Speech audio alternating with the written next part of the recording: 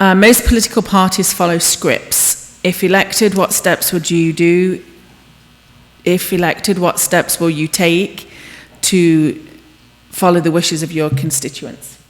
I think after 25 years in public office as a councillor in the city of Surrey, we did have the freedom to take our issues to Parliament or, and to council. We lobbied all the other, once a year we went to the UBCM and lobbied all the provincial politicians and again the federal politicians. We learned over time that the best way to get your ideas across and to get your voice across was to meet and discuss and have your ideas enact together. I believe that that's the way it will continue on, and that's exactly how I pledge to do it as a member of Parliament. My office will be open 5 days a week. I will have it staffed, and if there's a problem that the constituents watch, they come to the office and they will make sure that it's relayed to me. So the whole objective is to ensure that your voice is heard and sent to Ottawa. Thank you, not Judy. the other way around. Brian? I think it's important to understand what the role of a member of Parliament really is. It begins with holding the government of the day to account, and that doesn't depend on which side of the House you're on. Government MPs are also expected to hold the government, the executive, to account. That's not happening now because of a series of changes that have taken place over the last 20 or 30 years.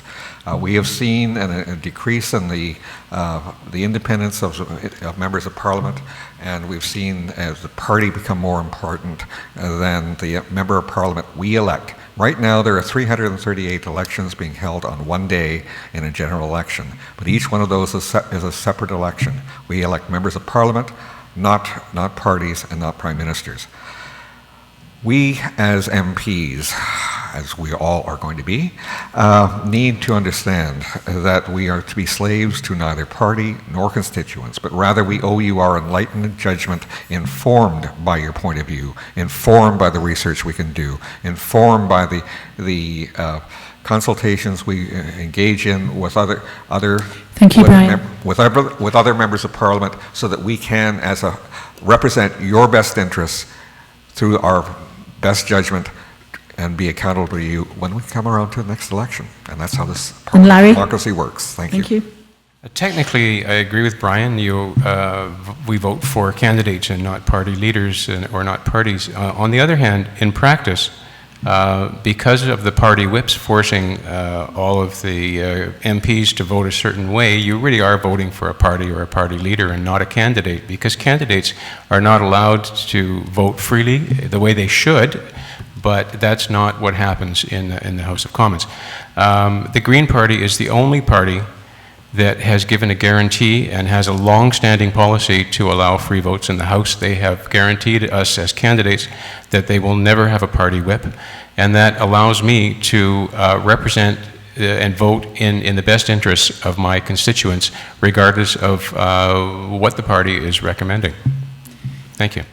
The Libertarian Party has never been elected, but if we were to be elected, we will allow free votes, because libertarians are very diverse in terms of ideology.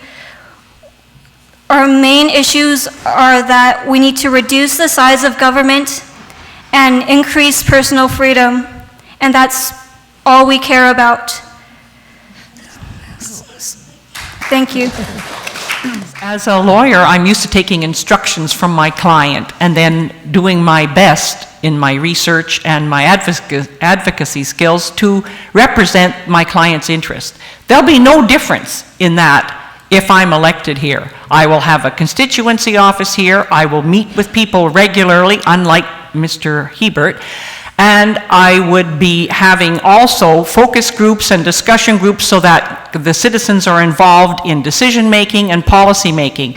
It's my goal to involve the citizens to the greatest extent possible in decision making and policy making. And in terms of being in the House of Commons, I would speak on behalf of the people of South Surrey White Rock, and if the party didn't agree with what I was saying, they would hear about it, big time. I've never been known to shy away from authority or what the others were doing, and I'm not going to start now. Thank you, Pixie.